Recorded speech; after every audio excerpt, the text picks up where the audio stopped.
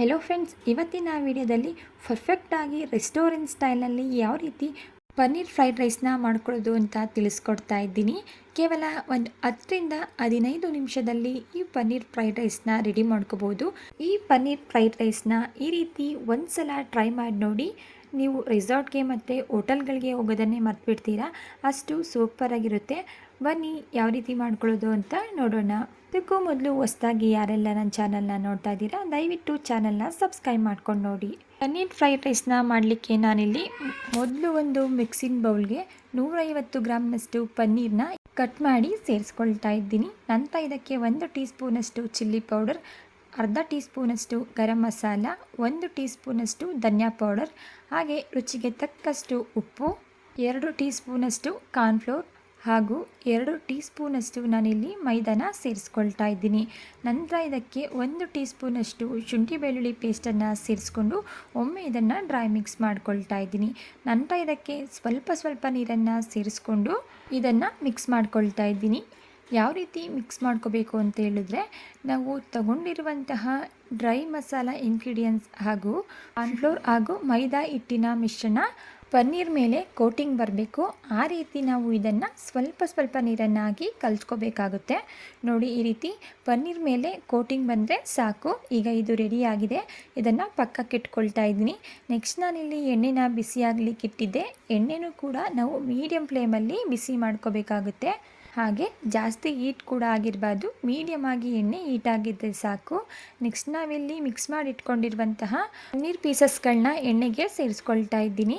ಎಣ್ಣೆಗೆ ಸೇರಿಸಿದ ನಂತರ ಒಂದು ಅರ್ಧ ನಿಮಿಷ ಬಿಟ್ಟು ಅದನ್ನು ತಿರುಗಿಸ್ಕೊಳ್ತಾ 2-3 ನಿಮಿಷಗಳ ಕಾಲ ಚೆನ್ನಾಗಿ ಇದನ್ನು ಮೀಡಿಯಮ್ ಫ್ಲೇಮಲ್ಲಿ ಫ್ರೈ ಮಾಡಿಕೊಂಡ್ರೆ ಸಾಕು. ನೋಡಿ, ಈಗ ಇದು ಪರ್ಫೆಕ್ಟಾಗಿ ರೆಡಿಯಾಗಿದೆ. ಫ್ರೈ ಮಾಡಿ ಇಟ್ಕೊಂಡಿರುವಂತಹ ಪನ್ನೀರ್ ಫ್ರೈಸ್ನ ನಾನಿಲ್ಲಿ ಒಂದು ಬೌಲ್ಗೆ ಸೇರಿಸ್ಕೊಳ್ತಾ ಇದ್ದೀನಿ. ಫೈನಲಿ ನಾನಿಲ್ಲಿ ಎಲ್ಲ ಪನ್ನೀರ್ ಪೀಸಸ್ ಫ್ರೈ ಮಾಡಿ ಇಟ್ಕೊಂಡಿದ್ದೀನಿ. ನಂತರ ನಾನಿಲ್ಲಿ ಒಂದು ಪ್ಯಾನ್ ಇಟ್ಕೊಂಡಿದ್ದೀನಿ. ಪ್ಯಾನ್ ಬಿಸಿಯಾದ ನಂತರ ಇದಕ್ಕೆ ಒಂದು 3 ಟೇಬಲ್ ಸ್ಪೂನಷ್ಟು ಎಣ್ಣೆನ ಸೇರಿಸ್ಕೊಳ್ತಾ ಇದ್ದೀನಿ. ಎಣ್ಣೆ ಬಿಸಿಯಾಗಿದ ನಂತರ ಇದಕ್ಕೆ 1 ಟೀ ಸ್ಪೂನಷ್ಟು ಸಣ್ಣದಾಗಿ ಕಟ್ ಮಾಡಿ ಇಟ್ಕೊಂಡಿರುವಂತಹ ಬೆಳ್ಳುಳ್ಳಿನ ಸೇರಿಸ್ಕೊಳ್ತಾ ಇದ್ದೀನಿ. ಹಾಗೆ ಒಂದು 3-4 ಹಸಿಮೆಣಸಿನ್ಕಾಯಿ, ಒಂದು ಸಣ್ಣ ಗಾತ್ರದ ಈರುಳ್ಳಿನ ಸ್ಲೈಸಾಗಿ ಕಟ್ ಮಾಡಿ ಸೇರಿಸ್ಕೊಂಡು 1 ನಿಮಿಷ ಇದನ್ನು ಫ್ರೈ ಮಾಡ್ಕೊಳ್ತಾ ಇದ್ದೀನಿ. ಈರುಳ್ಳಿನ ಫ್ರೈ ಮಾಡ್ಕೊಂಡಿದ ನಂತರ ಇದಕ್ಕೆ ಒಂದು ಸಣ್ಣದಾಗಿ ಕಟ್ ಮಾಡ್ಕೊಂಡಿರುವಂತಹ ಅರ್ಧ ಕ್ಯಾರೆಟ್, ಹಾಗೆ ಈ ರೀತಿ ಸಣ್ಣದಾಗಿ ಕಟ್ ಮಾಡ್ಕೊಂಡಿರುವಂತಹ 2 ಬೀನ್ಸನ್ನು ಸೇರಿಸಿ ಬೀನ್ಸ್ ಹಾಗೂ ಕ್ಯಾರೆಟ್ ಒಂದು 50% ಫ್ರೈ ಆಗೋವರೆಗೂ ಇದನ್ನು ಫ್ರೈ ಮಾಡಿಕೊಂಡು ನಂತರ ಇದಕ್ಕೆ 1 ಟೇಬಲ್ ಸ್ಪೂನಷ್ಟು ಕಟ್ ಮಾಡ್ಕೊಂಡಿರುವಂತಹ ಕ್ಯಾಪ್ಸಿಕಮ್ ಹಾಗೆ 2 ಟೇಬಲ್ ಸ್ಪೂನಷ್ಟು ನಾನಿಲ್ಲಿ ಕ್ಯಾಬೇಜ್ನ ಸೇರಿಸ್ಕೊಳ್ತಾ ಇದ್ದೀನಿ. ನೆಕ್ಸ್ಟ್ ನಾನಿಲ್ಲಿ ರುಚಿಗೆ ತಕ್ಕಷ್ಟು ಉಪ್ಪನ್ನು ಸೇರಿಸ್ಕೊಂಡು ಒಂದು 2 ನಿಮಿಷಗಳ ಕಾಲ ಚೆನ್ನಾಗಿ ಇದನ್ನು ಫ್ರೈ ಮಾಡ್ಕೊಳ್ತಾ ಇದ್ದೀನಿ. ಕ್ಯಾಬೇಜ್ ಹಾಗೂ ಕ್ಯಾಪ್ಸಿಕಮ್ ತುಂಬಾ ಬೇಗ ಬೆಂದ್ಕೊಬಿಡುತ್ತೆ.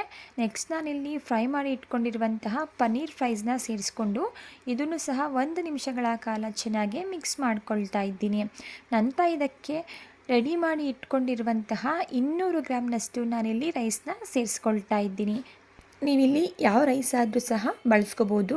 ನಂತರ ಇದಕ್ಕೆ ಅರ್ಧ ಟೀ ಸ್ಪೂನಷ್ಟು ಚಿಲ್ಲಿ ಪೌಡರ್, 1 ಟೀ ಸ್ಪೂನಷ್ಟು ಧನಿಯಾ ಪೌಡರ್, ಅರ್ಧ ಟೀ ಸ್ಪೂನಷ್ಟು ಗರಂ ಮಸಾಲ, ಅರ್ಧ ಟೀ ಸ್ಪೂನಷ್ಟು ಜೀರಿಗೆ ಪೌಡರ್, ಅರ್ಧ ಟೀ ಸ್ಪೂನಷ್ಟು ನಾನಿಲ್ಲಿ ಪೆಪ್ಪರ್ ಪೌಡರ್ನ ಸೇರಿಸ್ಕೊಂಡು ಲೋ ಫ್ಲೇಮಲ್ಲಿ 2-3 ನಿಮಿಷಗಳ ಕಾಲ ಇದನ್ನು ಚೆನ್ನಾಗಿ ಫ್ರೈ ಮಾಡ್ಕೊಳ್ತಾ ಇದ್ದೀನಿ.